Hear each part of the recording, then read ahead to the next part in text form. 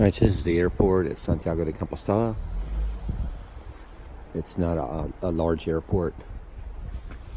This is the whole drop-off and pickup area right here, or actually the whole drop-off area. I think there's a pickup area below us.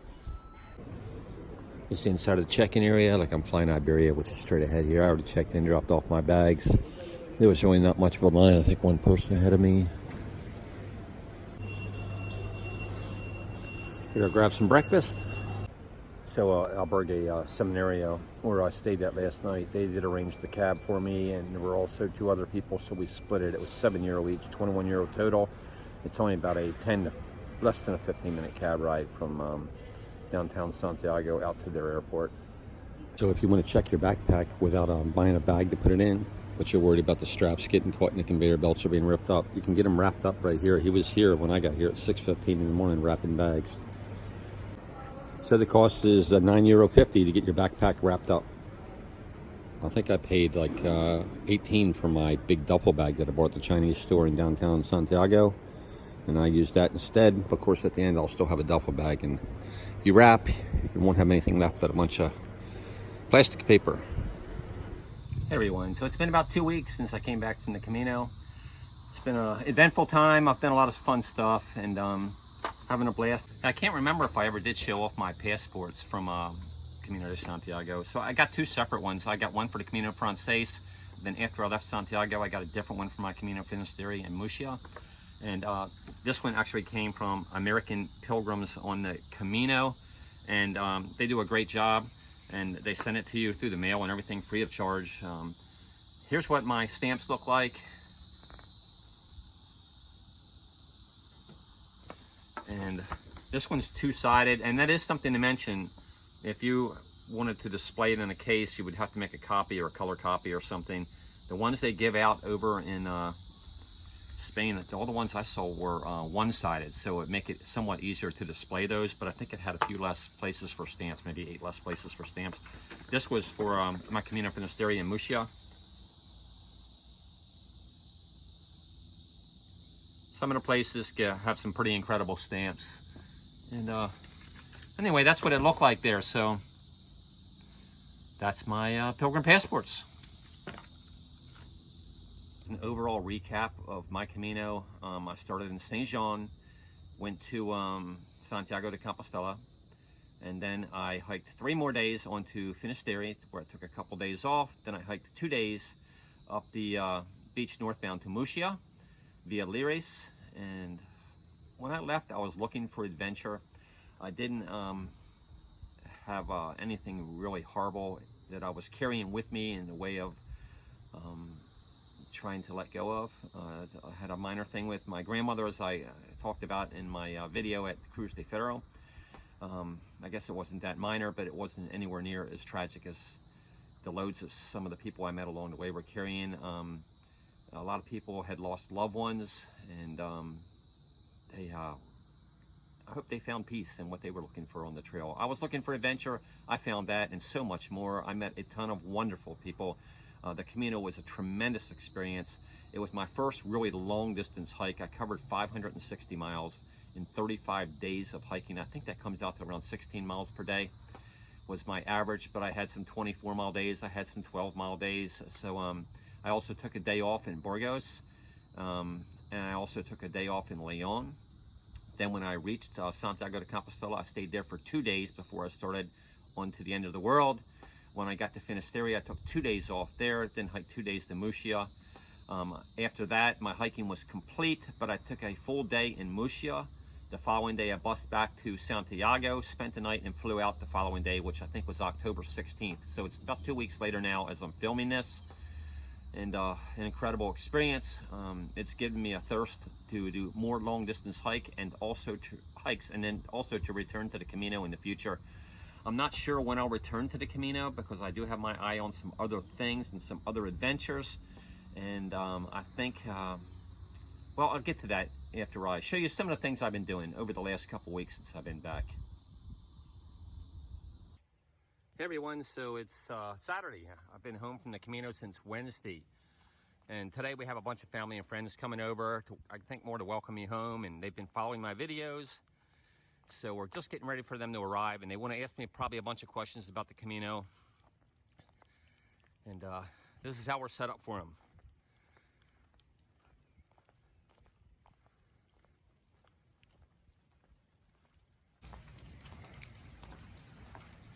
And this is what I came home to when I got home on Wednesday night. And this is a t-shirt that my wife had made for me while I was hiking the Camino. Wayne Camino in the front. So I thought that was pretty cool. She had it made at a local t-shirt shop.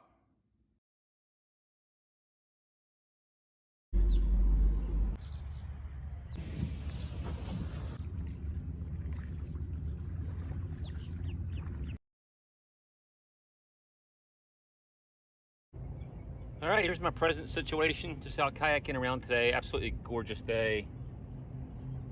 Almost no wind, so perfect day for being out here on the river kayaking on Indian River Lagoon.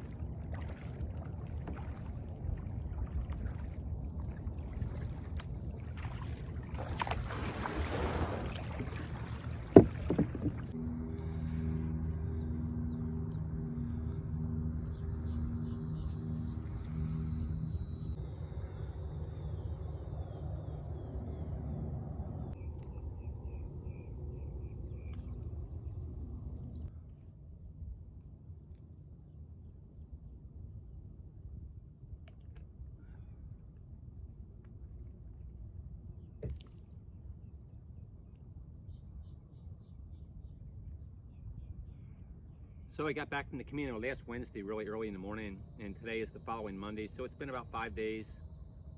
I really missed the people, I missed the hiking, I missed the everyday routine of getting up and moving towards my goal.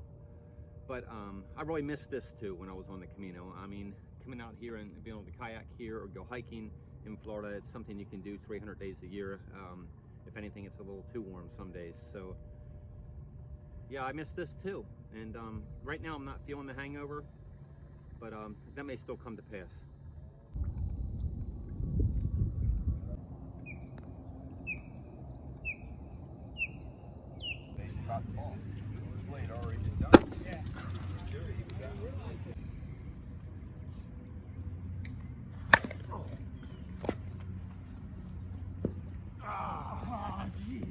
A little bit of an errant throw.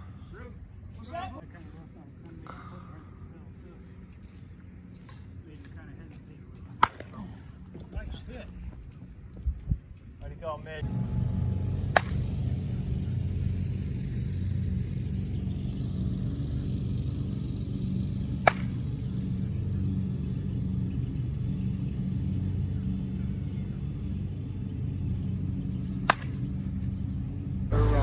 Yeah, a car. And it was a long time ago. You didn't forget. All right, out cruising in the river, in the lagoon. Lagoon cruising. Check it out.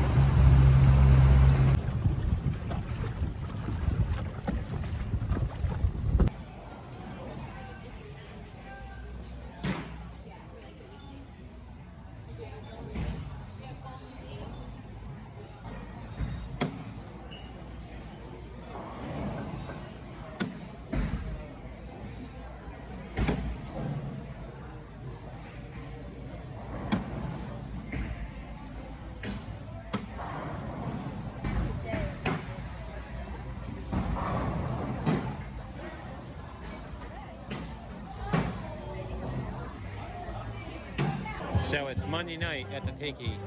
Yeah, they're back. They all came back early this year.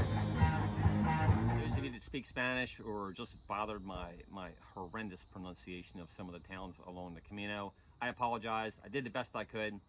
I could have probably stopped and asked people how to pronounce some of the towns. Some of them, even when I did ask them, I still couldn't pronounce them. But a lot of these towns I also blew through in and out without ever speaking to anybody or when the lights were still out in the morning. So, apologize for the really poor Spanish that I used along the trail, but it was the best I could do at the time.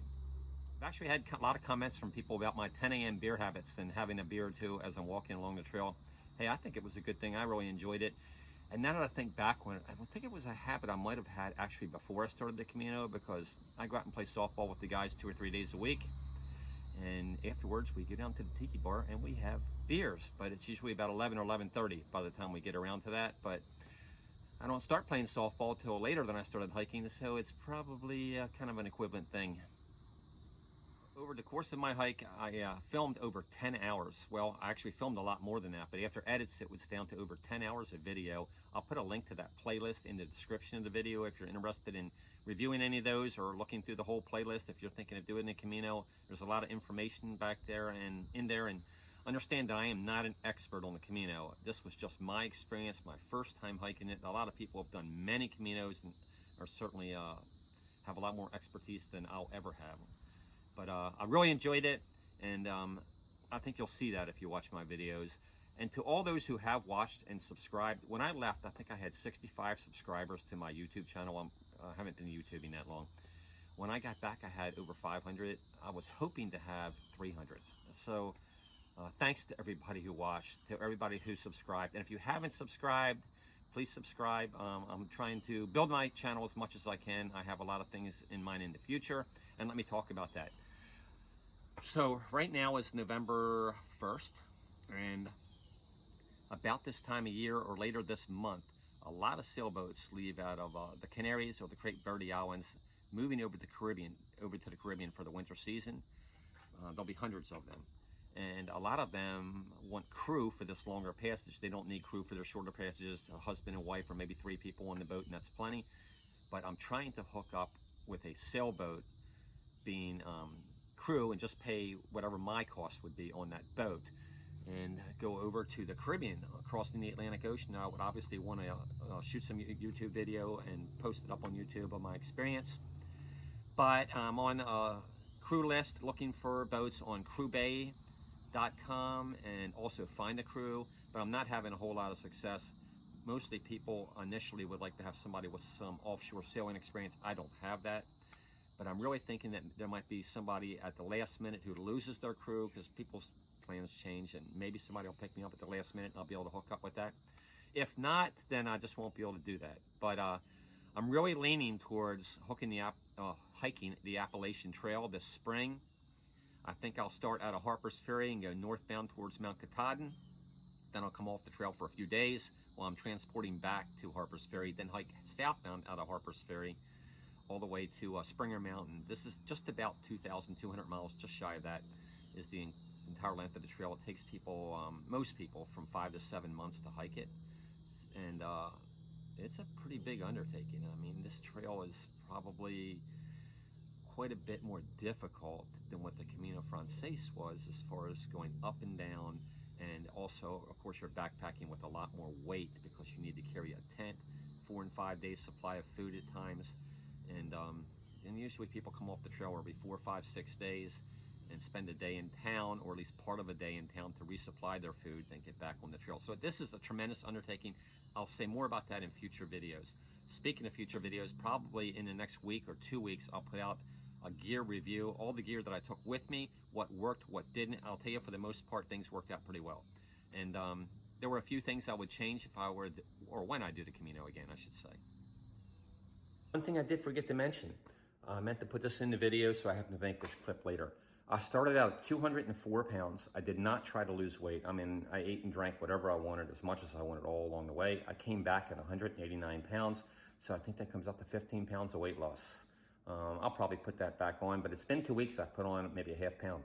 So that's how it's going so far, and that's how the weight loss went. Anyway, I hope you enjoyed this video. It's just a short recap of what I've been doing for the last couple weeks, a little bit of my life here in Florida, what I have planned for the future. Should have a gear list out. Please subscribe to my channel, and there'll be a link to the full playlist, all 10 plus hours. I don't know how many videos, there's probably almost 40 videos I've put out on the Camino so far. And it's my style. It's not this what everybody's looking for, but I hope you enjoy them. And please feel free to comment. Please give me a thumbs up on my videos if you like them. And buen Camino.